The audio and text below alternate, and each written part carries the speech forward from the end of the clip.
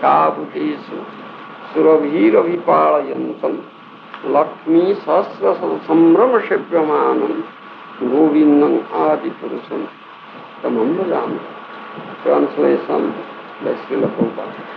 I worship Govinda, the primal Lord, the first progenitor, who is tending the cows, yielding all desires, in abodes built with spiritual gems and surrounded by millions of purposefuls. Serve great reverence and affection by hundreds and thousands of goddesses of fortune. This is a verse from Brahma Samhita. This description of the abode of Krishna gives us definite information of the transcendental place where not only life eternal, blissful and full of knowledge, but there are ample vegetables, milk, jewels and beautiful homes and gardens tended by lovely damsels who are all goddesses of fortune. Krishna Loka is the topmost planet in the spiritual sky, and below it are innumerable spheres, a description of which can be found in Srimad Bhagavatam. In the beginning of Lord Brahma's self-realization, he was shown a transcendental vision of the Vaikuntha spheres by the grace of Narayana. Later, by the grace of Krishna, he was shown a transcendental vision of Krishna Loka. This transcendental vision is like the reception of television from the moon via a mechanical system for receiving modulated waves, but it is achieved by penance and meditation within oneself. That in Vaikuntha Loka, the material modes of nature, represented by qualities of goodness, passion and ignorance, have no influence. In the material world, the highest qualitative manifestation is goodness, which is characterized by truthfulness, mental equilibrium, cleanliness, control of the senses, simplicity, essential knowledge, faith in God, scientific knowledge, and so on. Nevertheless, all these qualities are mixed with passion and imperfection. But the qualities in Vaikuntha are manifestation of God's internal potency, and therefore they are purely spiritual and transcendental, with no trace of material infection. No material planet, even Satyaloka, is comparable in quality to the spiritual planets, where the five inherent qualities of the material world, namely ignorance, misery, egoism, anger and envy, are completely absent. The creation, anything we can think of within our experience, including even our own bodies and minds, was created. This process of creation began with the life of Brahma, and the creative principle is prevalent all over the material universe because of the quality of passion. But since the quality of passion is conspicuous by its absence in the Vaikuntha planets, nothing there is created. Everything there is eternally existent. And because there is no mode of ignorance, there is also no question of annihilation or destruction. In the material world, one may try to make everything permanent by developing the above-mentioned qualities of goodness. But because the goodness in the material world is mixed with the passion and ignorance, nothing here can exist permanently despite all the good plans of the best scientific brains. Therefore, in the material world, we have no experience of eternity, bliss and fullness of knowledge. But in the spiritual world, because of the complete absence of the qualitative moods. Everything is eternal, blissful and cognizant. Everything can speak, everything can move, everything can hear, everything can see in fully blessed existence of eternity. The situation being so naturally, space and time, in the forms of past, present or future have no influence there. In the spiritual sky there is no change because time has no influence. Consequently, the influence of Maya, total external energy, which induces us to become more and more materialistic and forget our relationship with God, is also absent there. We try to make everything permanent by developing the above-mentioned qualities of goodness. But because the goodness in the material world is mixed with passion and ignorance, nothing here can exist permanently, despite all good plans of the best scientific brains. Evoking from the transcendental body of the Lord, we are all permanently related with Him and equal to Him in quality. The material energy is a covering of the spiritual spark, but in the absence of that material covering, living beings in Vaikuntha Loka are never forgetful of their identities. They are eternally cognizant of their relationship with God in their constitutional position of rendering transcendental loving service to the Lord. Because they constantly engage transcendental service of the Lord, it is natural to conclude that their senses are also transcendental. For one cannot serve the Lord with material senses. The inhabitants of Vaikuntha Loka do not possess material senses with which to glory to our material nature. This is spiritual kingdom, spiritual planet, Vaikuntha Loka. Everything is spiritual there. The inhabitants there, they have spiritual body, transcendental body, and transcendental senses.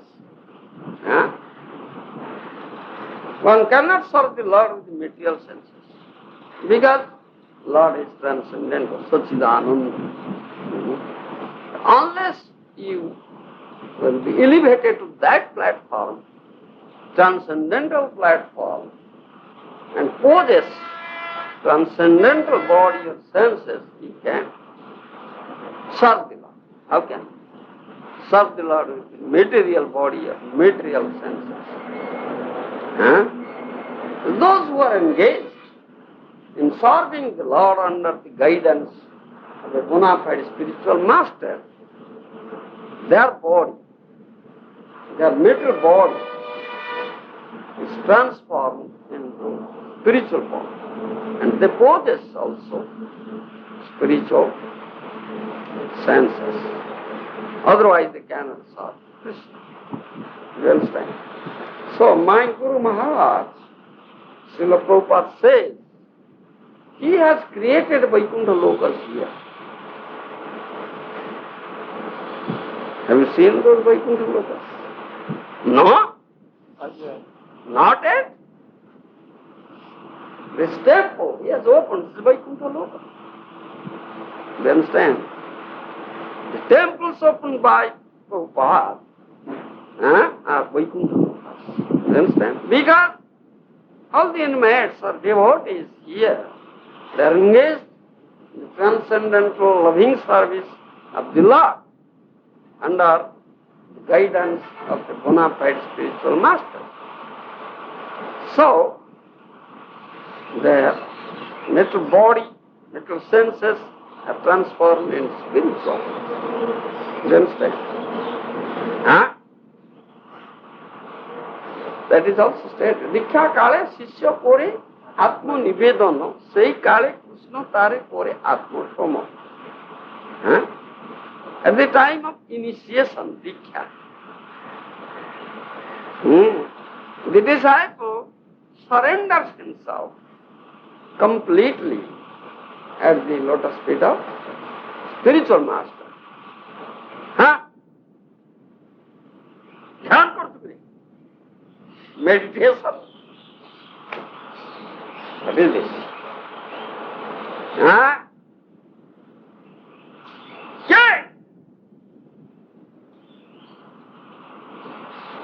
দীক্ষা কালে শিষ্য করে আত্মনিবেদন, সেই কালে কৃষ্ণ তারে করে আত্মসম. At the time of initiation, the disciple surrenders himself completely in the lotus feet of Guru. Shishya teham sadimang tvang prapannam. Prapanna means I surrender. Why won't you surrender? You are so crazy, jungle animal. You can't surrender. Get out here. No place. One who cannot surrender, cannot stay here. He cannot serve Krishna. How can he serve Krishna? Harshri can. Tell me.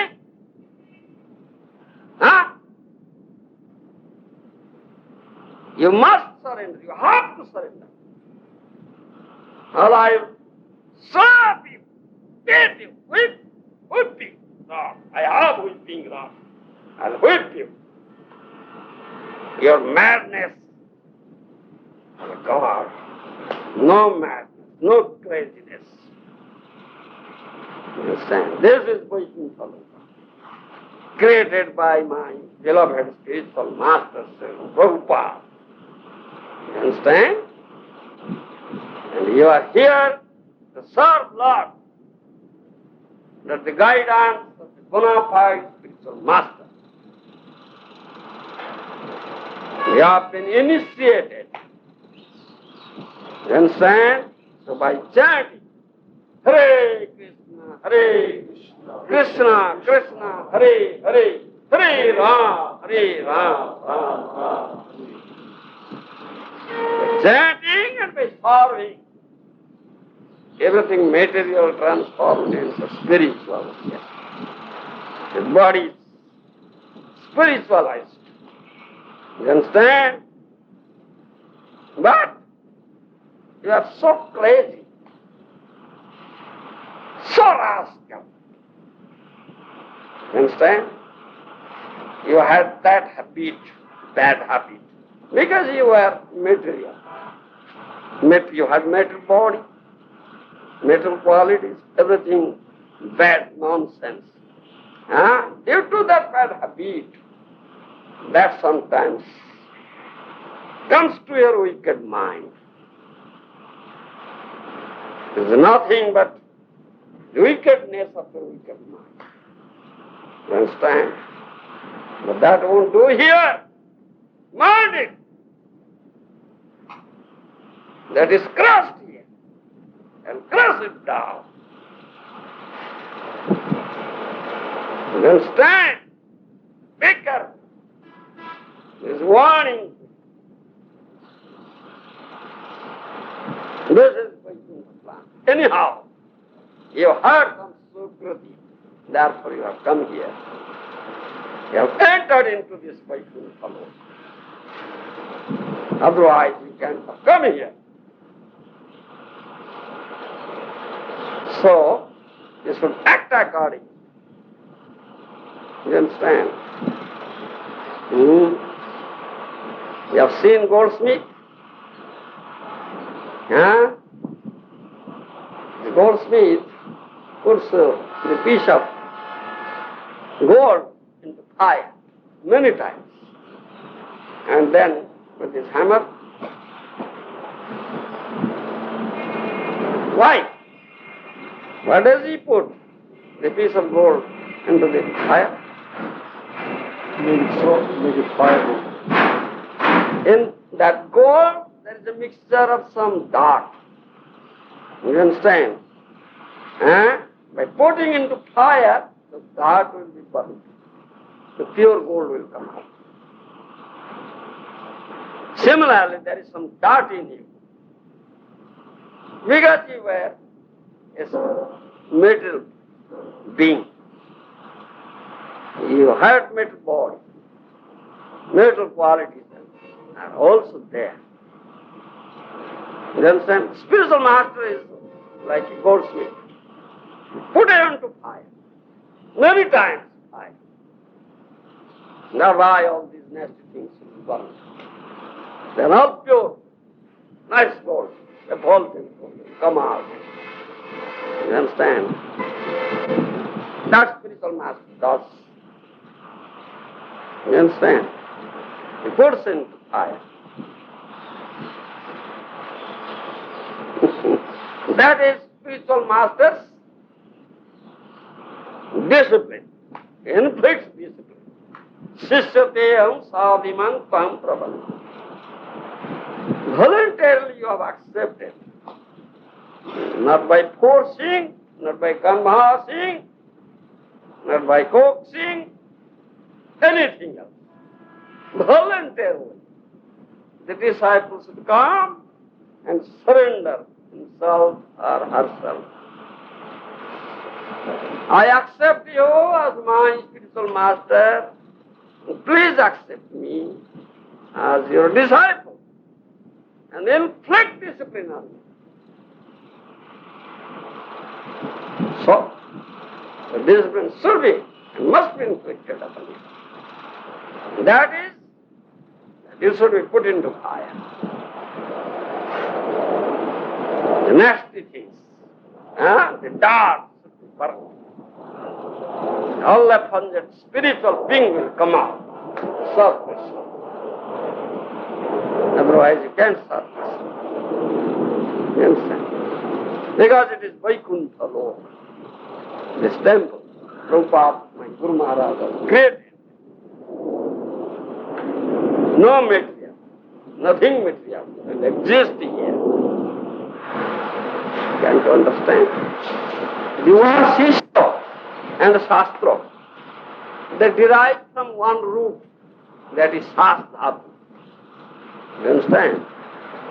From Shasdhatu, the word Shishya is derived and the word Shastra is derived. And Gurudev inflict discipline in Sanskrit word Shastra. Shishya means under discipline. And Gurudev inflicts discipline. You understand? Shasura inflict discipline. You understand? Through Shastra. Authority of Shastra. You understand? Discipline of Shastra, discipline of Guru. Then one becomes Shishya, disciple. Otherwise one cannot become disciple. No. No question at all. You understand? So discipline is required. Shasana is required. Guru karna dharam, you rascal. Lagav thappad isme. Catch hold of his ear and slap him. Slap, slap. You understand? This is discipline. Complete, strict discipline. Unless you'll be under strict discipline, how can you be a perfect disciple and serve Krishna? Can't serve. You'll rather serve Maya. You'll be an imposter. You understand? You'll be an imposter. Outwardly posing Vaishnava, Shishya, but an imposter, serving Maya instead of serving Krishna. What is this nonsense? This nonsense will not do. No place here. Be very careful. I warn you. You understand? No nonsense. Very strict discipline inflicted. You understand? Yes. Because it's Vaikuntha. It's not material. So no nonsense can do it. There are qualities in the spiritual world, but they are different from material qualities because everything there is eternal, unlimited, and pure. The atmosphere that is self-illuminating, and thus there is no need of a sun, moon, fire, electricity, and so on. One who can reach that abode doesn't come back to the material world with a metal body. There is no difference between atheist and faithful in the Vaikuntha planets, because all who settle there are freed from the metal qualities, and thus Suras and Asuras become equally obedient, loving servitors of the world of the Lord.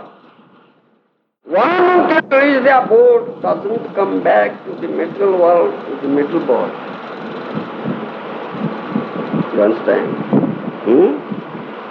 Because his body has already been transformed into spiritual life. You understand? If by the order of the Lord he comes to this material world, his body will never change. The body is spiritual body. Though it is. You understand? Stated that one who can reach that abode doesn't come back to the material world with the material body. You understand? Because he has already got spiritual body. Then entering the spiritual planet. You understand? If he comes down here, he will come. Nobody will come down here. Jadgatvano nivartante tadhama paramam mama. Nobody will return if someone goes there. But if somebody comes here under the order of the Lord, then his body is not material. His body is spiritual. The residents of Vaikuntha have brilliantly black complexions, much more fascinating, attractive than the dull white and black complexions found in the material world. Their bodies, being spiritual, have no equals in the material world. The beauty of a bright cloud when lightning passes on it merely hints at their beauty. Generally, the inhabitants of Vaikuntha dress in yellow clothing. Their bodies are delicate and attractively built, and their eyes are like the petals of lotus flowers. Like Lord Vishnu, the residents of Vaikuntha have 4 hands, decorated with a conch shell, wheel, club, and lotus flower. Their chests are beautifully broad and fully decorated with necklaces, with brilliant diamond-like metals surrounded by costly jewels never to be found in material world. The residents of Vaikuntha are always powerful and above them. Some of them are complexions like red coral, cat's eyes, and lotus flowers. And each of them has earrings of costly jewels. On their heads they wear flowery crowns resembling garlands. You see, have you gone there? You have not gone there. So you don't know all this. Neither you have gone, nor you have come from that land. Simple. You are here in material world. But now, by the grace of spiritual master, you are there.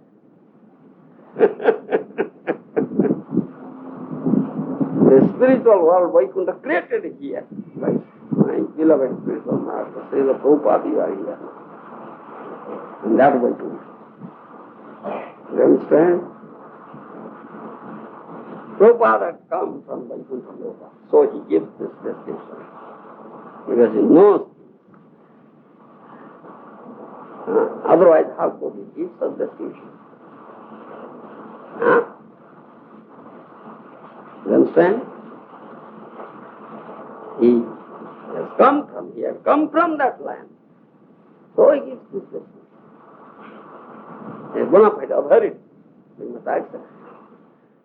Frequently there are airplanes, but they make no tumultuous sound. Material airplanes are not at all safe. They can fall down and crash at any time. For matter is imperfect in every respect. In the spiritual sky, however, the airplanes are also spiritual. And they are spiritually brilliant and bright.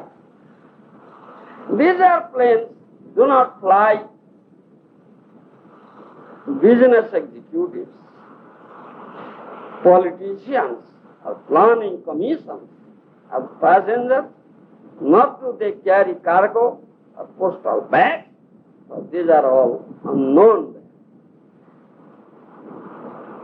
These planes are for pleasure trips only, and residents of Vaikuntha fly in them with their heavenly beautiful travel, fairy-like consorts.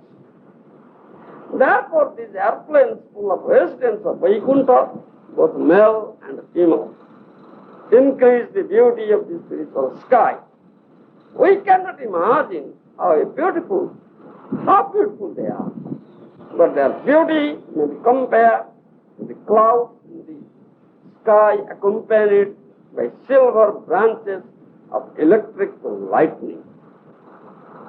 The spiritual sky of Vaikuntha Loka is always decorated in this way.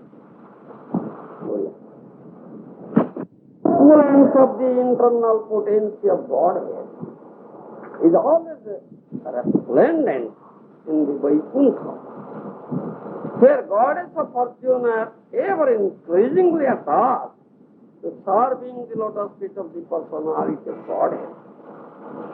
These goddesses of fortune, accompanied by their friends, always create a festive atmosphere of transcendental mirth, always singing the glories of the Lord. They are not silent even for a moment. There are unlimited Vaikuntha planets in the spiritual sky, and the ratio of these planets to the material planets in the material sky is 3:1. Thus the poor materialist is busy making political adjustments on a planet that is most insignificant in God's creation. To say nothing of this planet Earth, whole universe, with innumerable planets throughout the galaxies, is comparable to a single mustard seed in a big bag full of mustard seeds. But the poor materialist makes plans to live comfortably here and thus waste his valuable human energy to something that is doomed to frustration. Instead of wasting his time with business speculations, he might have sought the life of plain living and high spiritual thinking, and thus saved himself from perpetual materialistic unrest. He's greedy. Always singing the glories of the Lord. They are not silent even for a moment. When they speak through music, singing. You understand? When they walk through dancing. And that Vaikuntha planet. You understand? It's full of music and dance. No night, no sleep. You understand? They're always active. They are not silent for a moment. How they are. cannot imagine, cannot imagine.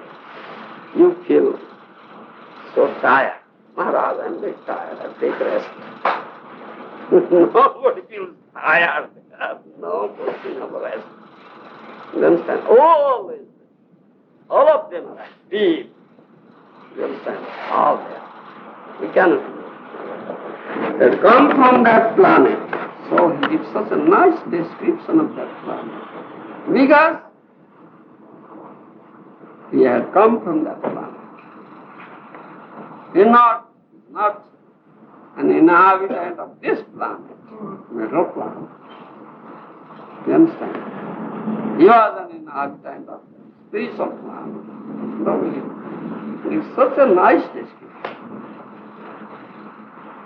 From this nice description we can understand, we can have an idea. How is that planet? How are the residents? Otherwise we cannot think of it. It's so much. Land, spiritual planet. He was not a resident of this earthy planet, metal planet. শুনপাচ্ছ সে আসলে সে কইলে তুমি যদি আইছে তাহলে আর কিছু অধিকার থাকবো আমি শুনিবার সমর্থ না। Yes. What if someone is from this planet or not from the spiritual world, and because of hearing and Shastra, they're able to describe it as well as Sri Bhava? Yeah. In other words, you're saying that this is proof that Prabhupada is coming from the spiritual world. What if someone can argue and say, well, I can speak also so nicely about the spiritual world from hearing here? Only by hearing he can speak, but he has no practical experience. He cannot give such vivid description as Prabhupada gives. As if Prabhupada has practical experience. He has come from that spiritual planet. By hearing he may say something, not so vivid, not so practical. Never.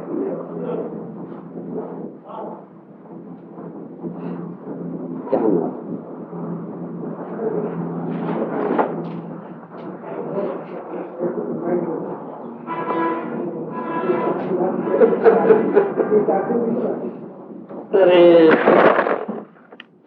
Govinda, hey. 3, 2, 1. Thus the poor materialistic is busy making political adjustments on a planet that is most insignificant in God's creation. To say nothing of this planet Earth, the whole universe, with innumerable planets throughout the galaxies, is comparable to a single mustard seed in a bag full of mustard seeds. But the poor materialist makes plans to live comfortably here and thus wastes his valuable human energy in something that is doomed to frustration.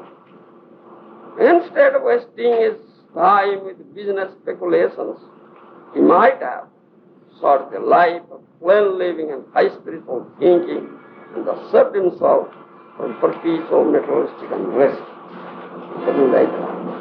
Transfer himself to planets where he can experience material pleasures much more advanced than those available on Earth. The best plan is to prepare oneself to return to the spiritual sky after leaving the body. However, if one is intent on enjoying material facilities, one can transfer himself to other planets in the material sky by utilizing yogic powers. The playful spaceships of the astronauts are but childish entertainments and are of no use for this purpose. The Ashtanga Yoga system is a materialistic art controlling air by transferring it from the stomach to the navel, from the navel to the heart to the collar bone, and from there to the eyeball. From there to the cerebellum, and from there to the desired planet. The velocities of air and light are taken into consideration by the material scientist, but he has no information of the velocity of the mind and intelligence. We have some limited experience of the velocity of the mind, because in a moment we can transfer our mind to the places hundreds of thousands of miles away.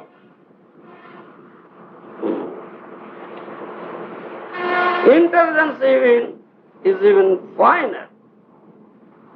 Finer than intelligence is the soul, which is not matter like mind and intelligence, but the spirit or antimatter. The soul is hundreds of thousands of times finer and more powerful than intelligence. We can thus only imagine the velocity of the soul in its traveling from one planet to another. Needless to say, the soul travels by its own strength and not with the help of any kind of material vehicle. Materialist wants to enjoy developmental material facilities. He can transfer himself to planets where he can experience material pleasures more advanced than those available now. The bestial civilization of eating, sleeping, fearing, and sense gratifying has misled modern man into forgetting how powerful a soul he has. We have, as we have already described, the soul is a spiritual spark, many, many times more illuminating, dazzling, and powerful than the sun, moon, or electricity. Human life is spoiled when man doesn't realize his real identity with his soul. Lord Chaitanya appeared with Lord Nityananda to save man from this type of misleading civilization. Good job. Perhaps our yogis can travel to all planets in the universe. When the vital force is lifted to the cerebellum, there is every chance that this force will burst out from the eyes, nose, ears, etc. As these are planets that are known as the seventh orbit of the vital force. But the yogis can block these force by complete suspension of air. The yogi then concentrates the vital force in the middle position, that is between the eyebrows. At this position, the yogi can think of the planet into which he wants to enter after leaving the body.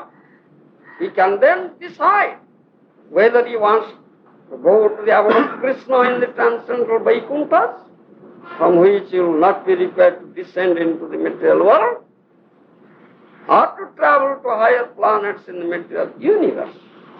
The perfect yogi is at liberty to do either. Srimad, for the perfect yogi was attained success in the method of living his body in perfect consciousness, transferring from one planet to another is as easy as an ordinary man's walking to the grocery store. As already discussed, the mental body is just a covering of the spiritual soul. Mind and intelligence are the undercoverings, and the gross body of earth, water, air, and so on is the overcoating of the soul. As such, any advanced soul who has realized himself by yogic process who knows the relationship between matter and spirit, can live the ground. Similarly, by choice, the soul can regain paradise and return home back to God. Done a bad bargain. What is that bad bargain? Choosing. Yes.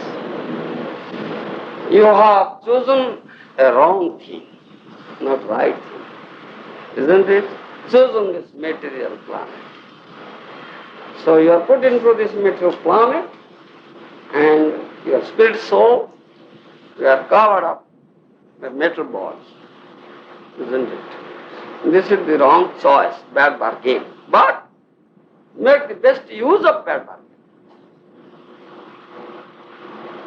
You understand?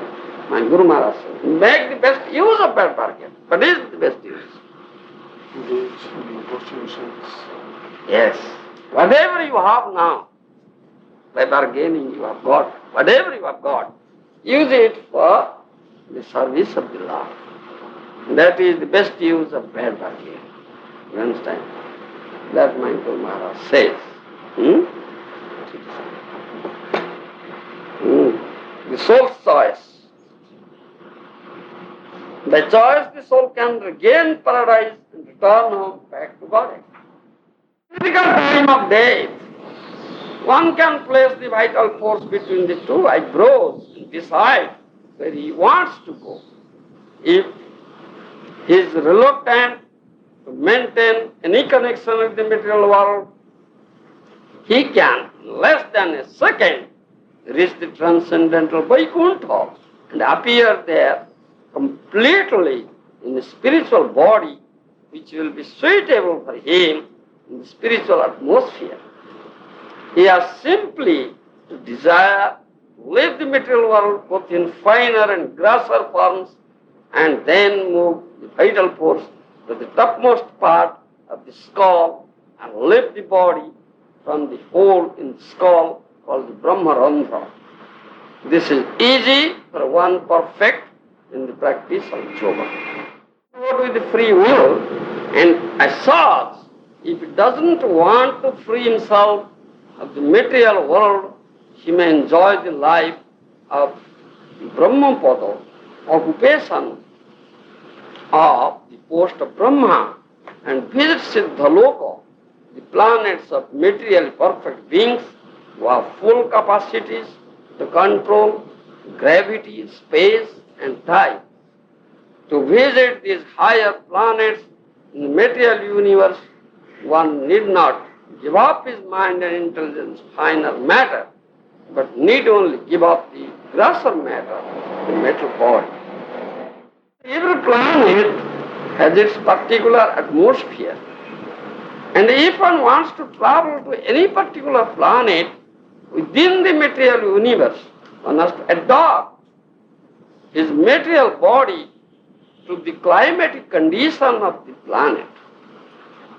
For instance, if one wants to go from India to Europe, but the climatic condition is different, one has to change his dress accordingly. Similarly, a complete change of body is necessary if one wants to go to the transcendental planets of Vaikuntha. However, if one wants to go to the higher material planets, he can keep his finer dress of mind, intelligence, and ego, but has to leave his gross dress body made of earth, water, fire, etc. Transcendental planet, it is necessary to change both the finer and gross bodies.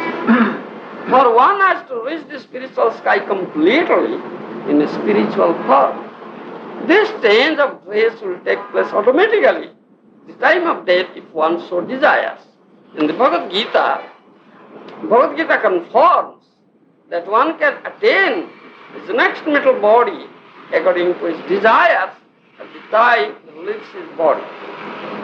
The desire of the mind carries the soul in a suitable atmosphere as the wind carries aromas from one place to another. Unfortunately, those who are not yogis but gross materialists who throughout their lives indulge in sense gratification are perturbed by the disarrangement of the bodily and mental condition at the time of death. Such gross sensualists, encumbered by the main ideas, desires, and associations of lives they have led, desire something against their interest and thus foolishly take on new bodies that perpetuate their material miseries. Systematic training of the mind and intelligence is therefore needed so that at the time of death one may consciously desire a suitable body either on this planet or another material planet or even a transcendental planet. A civilization that doesn't consider the progressive advancement of the mortal soul merely fosters a bestial life of ignorance. It is foolish to think that every soul that passes away goes to the same place. Either the soul goes to a planet he desires at the time of death, or upon leaving his body, he is forced to accept a position according to his acts in his previous life. The difference between the materialist and the yogi is that the materialist cannot determine his next body, whereas the yogi can consciously attain a suitable body for enjoyment in the higher planets. Throughout his life, the gross materialist who is constantly after sense gratification spends all day earning his livelihood to maintain his family, and at night he wastes his energy in sex enjoyment or else goes to sleep thinking about all he has done in the daytime. That is the monotonous life of the materialist. Although differently graded as businessmen, lawyers, politicians, professors, judges, police, pickpockets, laborers, and so on, materialists all simply engage in eating, sleeping, fearing, and sense gratification, and thus spoil their valuable lives pursuing luxury and neglecting to perfect their life to spiritual realization. However, try to perfect their life, and therefore Bhagavad Gita enjoins that everyone should become a yogi. Yoga is the system for thinking the soul in the service of the Lord. Only under superior guidance can one practice such yoga in his life without changing his social position. As already described, a yogi can go anywhere he desires without mechanical help.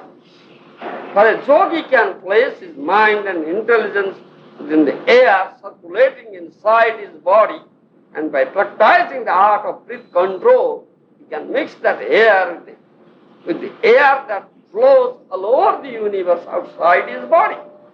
With the help of this universal air, a yogi can travel to any planet and get a body suitable for its atmosphere. We can understand this process by comparing it to the electronic transmission of radio messages. With radio transmitters, sound waves produced at a certain station can travel all over the earth in seconds. But sound is produced from the ethereal sky, and as already explained, subtler than the ethereal sky is the mind, finer than the mind is the intelligence.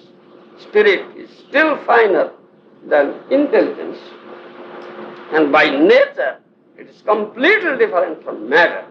Thus we can just imagine how quickly the spirit soul can travel through the universal atmosphere. The stage of manipulating finer elements like mind, intelligence, and spirit, one needs appropriate training an appropriate method of life and appropriate association. Such training depends upon sincere prayers, devotional service, achievement of success in mystic perfection, and the successful merging oneself the activities of the soul and super soul. A gross materialist, whether he be an empiric philosopher or scientist, a psychologist or whatever, cannot attain such success through blunt efforts and worthily. Or great sacrifice are comparatively better than gross or materialists who do not know anything beyond laboratories and test tubes. The advanced materialists who perform such sacrifices can reach the planet called Bhubaneswar, a fairy planet similar to the sun. On this planet, which is situated on the way to Brahmaloka, the topmost planet in the universe, such an advanced materialist can free himself from all traces of ice and its effects. When such a materialist is purified, he can rise to the orbit of the pole star, Bhubaneswar. Within this orbit, which is called Sisumar Chakra, are situated Aditya Loka and Vaikuntha planet within this universe. Performed many sacrifices, undergone severe penances, and given the major portion of his wealth in charity, can reach such planets as Bhubaneswar. And if he becomes still more qualified there, he can penetrate still higher orbits and pass through the navel of the universe to reach the planet Maharaja, where sages like Bhrigu Muni live. In Maharaja, one can live even to the time of the partial annihilation of the universe. This annihilation begins when Ananta Dev, from the lowest position of the universe, produces a great blazing fire. The heat of this fire reaches even Maharaja, and then the residents of Maharaja travel to Brahmaloka, which exists for twice the duration of Parartha time. Such vivid description. Vivid description. Very elaborate description and different processes. Yogic process, the materialistic process, then highest process is process of devotional service. He asked about Bhubaneswar. Dhruva had prayed to the Lord to give him such a position which is superior than that of Brahma, Gopitamaha, great-grandfather, and the Lord granted that planet Bhubaneswar. That means in complete annihilation, that Brahmaloka is annihilated. But though Bhubaneswar is in this material universe, it is never annihilated. It remains. And that Bhubaneswar is not in a more higher position, much higher position than that of elevated space, that of Brahman. That's as we understand from this description. But the only superior thing is that it is never annihilated. Great annihilation, complete annihilation. Complete Vaikuntha planet? Huh? It's completely Vaikuntha planet? Like that. But it is in this material sky. In this material sky it not spiritual, but it is not animate. That is, the Lord has granted such a planet for Maharaja. Does the Lord reside there? Huh? Does Krishna in one form or another reside there? Dhruva desired that. No, They granted the desire of Dhruva. does the Lord reside there? Lord resides. Residing in Dhruvaloka? One Yes. form. Dhruva is a great devotee of the Lord. Where there is a devotee, there is a Lord. That we say. Is there any description of what type of form? What? What form of Krishna is residing there? No such description. No what form. Vishnu form or something? Krishna is form Krishna form, nothing other more. 400 forms are there in Vaikuntha. And Krishna has innumerable forms. Ananta, unlimited forms. Many forms. As came out Nrsimha from the pillar, this is one of the forms.